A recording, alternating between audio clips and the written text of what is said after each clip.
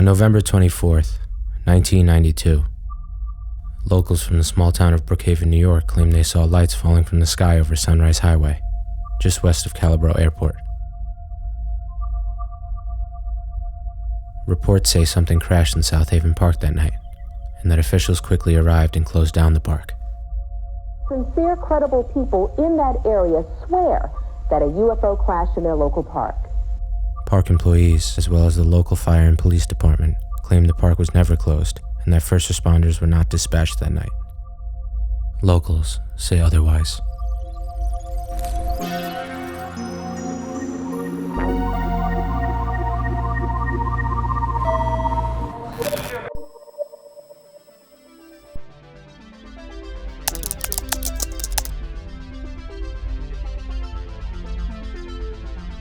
The Long Island UFO Network was a research group founded by John Ford in 1988, dedicated to studying and documenting UFO cases, crashes, and extraterrestrial phenomenon.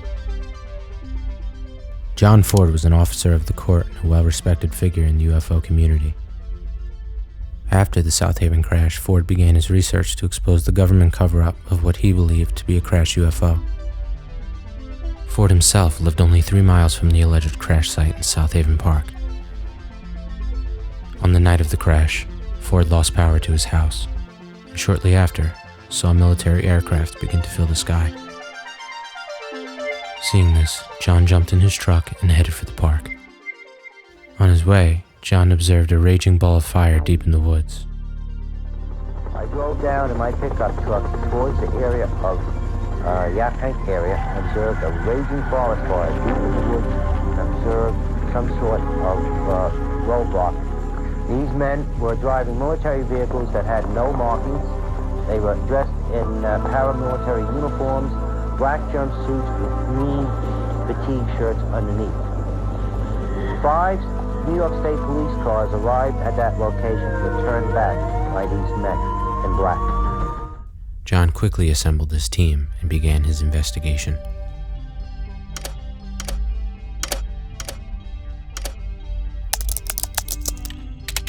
A leaked video from a supposed government official shows a burning wreckage of what he claims to be the UFO crash site, but their authenticity is unclear.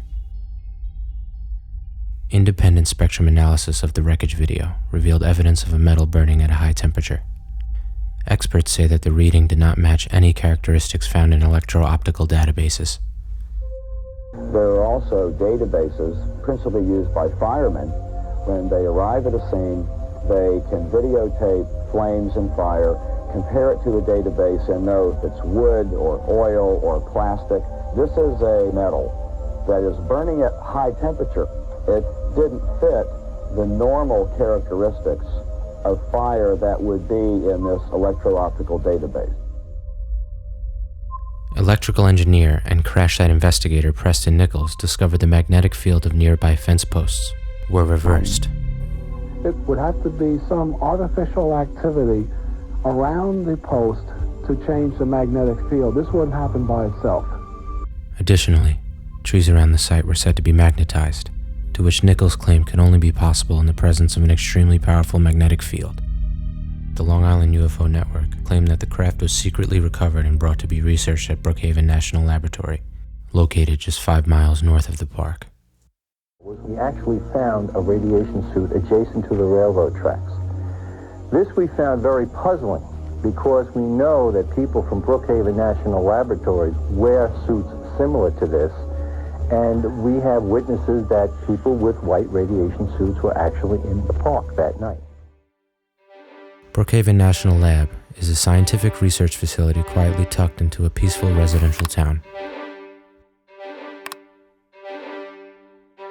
This facility is home to research regarding nuclear and high-energy physics, energy science and technology, environmental and bioscience, and most importantly, national security. Brookhaven National Lab has been awarded 7 Nobel Prizes since 1957 and has developed incredible futuristic technologies, like the maglev tech that enables high-speed frictionless trains, MRI imaging, and even assisting in space launches. 3, 2, 1.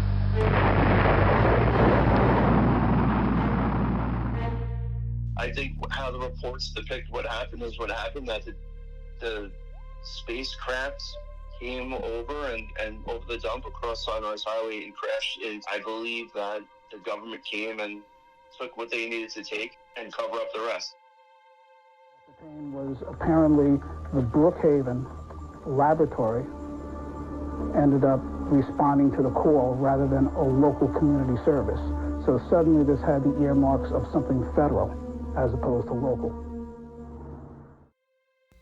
This extreme government response in John's own neighborhood shook him to his core and motivated him to look deeper to discover the truth of what happened that night. This investigation would later end in his imprisonment in a psychiatric facility where he is held to this day.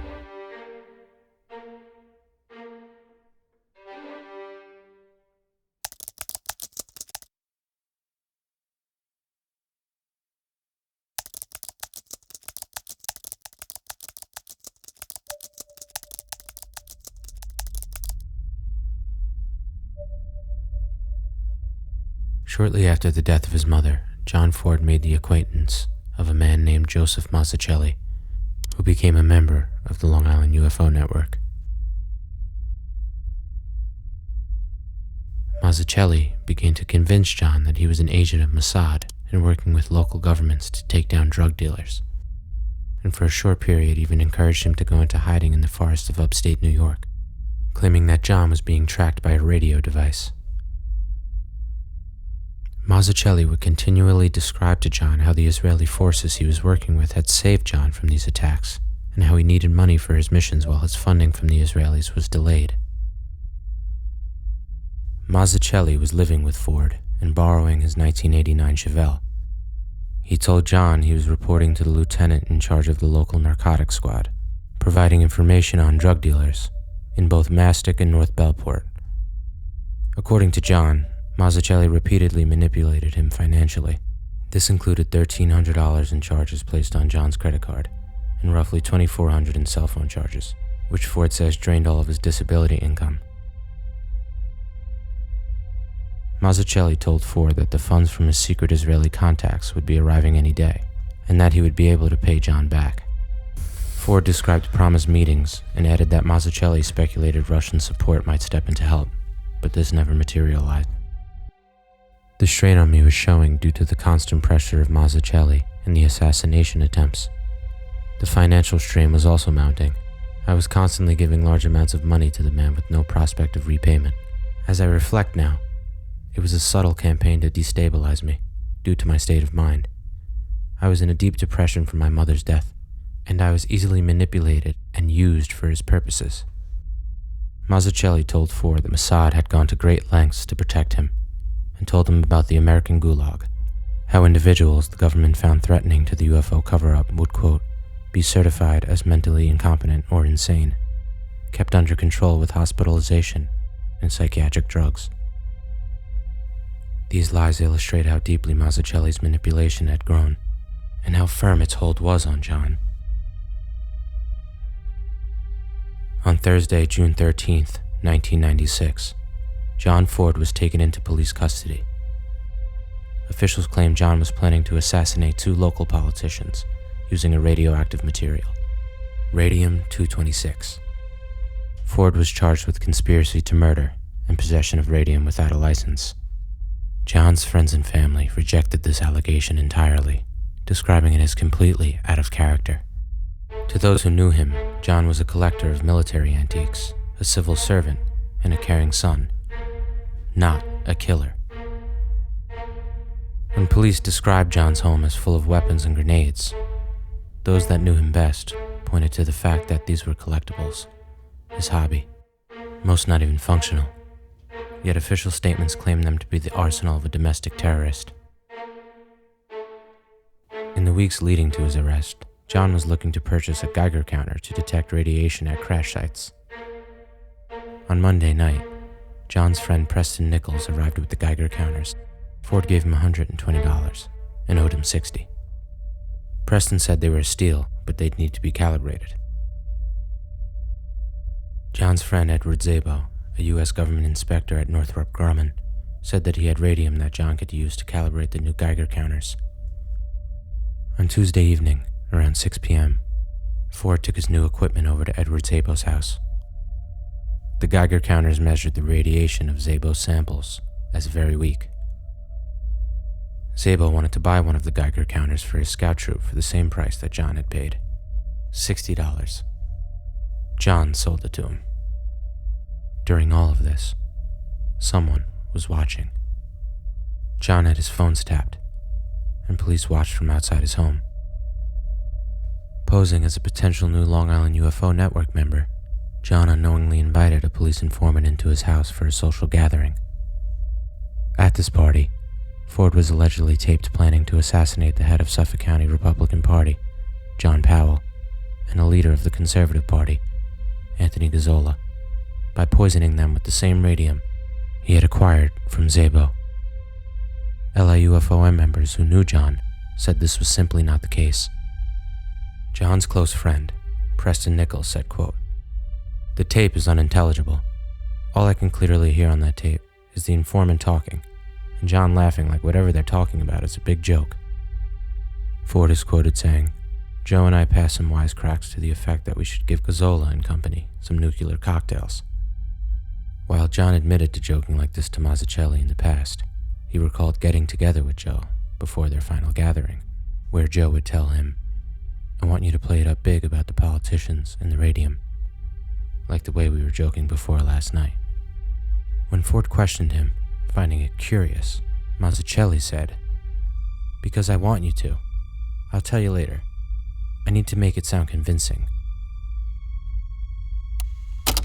When he arrived, both Joe and I started to play it up with him about the politicians and the radium. For the next hour we joked about it, with both Joe and the informant encouraging me to liven it up, and Joe adding to it as we went along. Joe motioned to keep it up, and we did. We talked about explosives, poisonings, rocket launches, and atomic bombs, all to take care of the politicians who we didn't like. If Ford's testimony is true, his radium plot begins to look less like a careful and planned assassination, and more like another topic on a long list of outrageous banter. The radium was allegedly found outside in John's truck where the police were waiting and listening to the party's conversation. John Ford and Joseph Mazzucchelli were apprehended by Suffolk County Police that week, with Edward Szabo being taken into custody days later. It would be the last time I would see the house my mother and I shared for 18 years. The 3 gentle, lovable dogs I had adopted would be beaten by Suffolk County Police in a vicious effort to intimidate me. That day at the jail in Riverhead, John Ford blinked his eyes, leaned into the plexiglass, and told Jerry Simisi that one of the officers, quote, "stuck his dick into the wire enclosure I had for the dogs in the yard and pissed on them." At the end of the summer of '97, Peter Moon and Preston Nichols visited John at Riverhead Correctional Facility. In June, a year after his arrest, 2 court-appointed psychologists found Ford incompetent to stand trial. Nicholas Aiello, a psychologist, writes, quote, "He appeared to have more than average intelligence. However, much of his discussion involving the alleged charges were delusional in nature. There was also strong paranoid, grandiose, and obsessive-compulsive features. His thinking was circumstantial. He is likely to be a hostile, angry person." Psychiatrist Navin Shah said, "He was circumstantial. Mood was depressed and affect was constricted. He was delusional. Diagnosis, major depression, single episode with psychosis. Prognosis, good with treatment." The following chapter is based heavily on excerpts of Jerry Simisi's correspondence with John Ford while he was held at Mid-Hudson Psychiatric Center. The last week of August, the first letter arrived. 7 handwritten pages from a yellow legal pad. It was headlined, "My Statement to the Media, Part 1. It would be the first of 5 such statements, each handwritten on the same yellow legal paper, each longer than the previous one. In all, it totaled 102 pages. I, John Ford, have had ties to the Central Intelligence Agency since the age of 19 when I was recruited to work for them in both counterintelligence and paramilitary operations against the Soviet KGB. I was recruited to observe and report on the activities of several Soviet KGB agents who were, by the way, close personal friends of mine in college at St. John's University in Jamaica, Queens. For some 22 years, I led a double life, during most of my career as a court officer for the New York State. During my spare time, and on arranged leaves of absences, I would help and assist in the execution of intelligence operations against domestic operations of the Soviet KGB in the New York metropolitan area. For some 12 years, I undertook these duties so carefully and precisely, the KGB didn't realize I was working for the CIA until an accidental disclosure. During this period, the KGB launched a total of 5 assassination attempts on my life. I am one of the few people in the CIA whose death was orchestrated, planned, and executed from the headquarters of the KGB in Moscow at Lubyanka prison. 5 times they failed. There are 5 dead Russians buried in cemeteries in Brooklyn and Queens who never made it to their objective. The Russians began to refer to me as the Fox. I could proudly say that in Ronald Reagan's first run for presidency, I personally stopped a KGB penetration of the National Reagan for President Committee, which could have placed Reagan in extreme danger. This was never reported to the president, who remains ignorant of the past danger to this present day. The Earth has less than 7 years before they make themselves known. I have agreed to undertake a 15 to 25-year mission to help prepare and warn people of the alien mission. This is my last mission. I have accepted it for the good of my country and mankind. The present difficulties are only the beginning. The information I have given is the truth to the best of my recollection. So help me God. In 1997, John was ruled unfit to stand trial by Judge Anthony Corso and admitted to Mid-Hudson Forensic Psychiatric Center. He was to be re-examined in 90 days. In 2019, he was transferred to a lower security facility, where he remains today. John claims he's supposed to receive 5 hours a week of one-on-one psychiatry, but says they don't honor it. He says he wasn't told his diagnosis at the time of his trial, and wouldn't have taken a plea if he knew. He says he wasn't officially told by his criminal attorney, and would later find out about his diagnosis. John Powell was found guilty of conspiracy and extortion for accepting $20,000 in bribes in exchange for preferred access to the town of Brookhaven landfill. He served 27 months in prison and was released in 2002. In the wake of these events, one thing is clear. Something happened in South Haven Park that night, whether alien or man-made. John Ford was condemned to life for what he felt was a pursuit of truth. His freedom stripped away. His life now served behind institutional walls. His credibility forever tainted by a label of mental illness.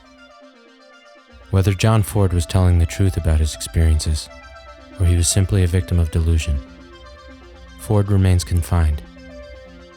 His voice reduced to a whisper behind locked metal doors, while the questions he raised about that night remain as open and unresolved as they were 3 decades ago.